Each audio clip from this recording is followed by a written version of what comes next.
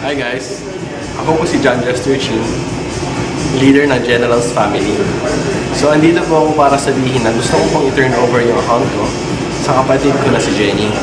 Dahil mabibisi na po ako sa pag-mentor and monitor po sa mga leaders namin. Ngayon, sobrang laki na po ng group namin na hindi ko na po kayang asikasuhin yung sulit account ko.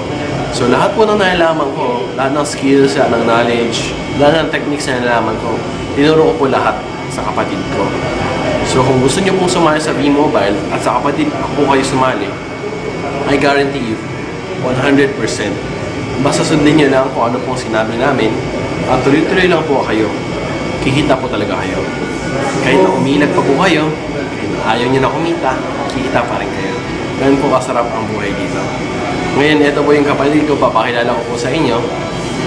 Hi! So, ako po si Jenny, kapatid ni Jester.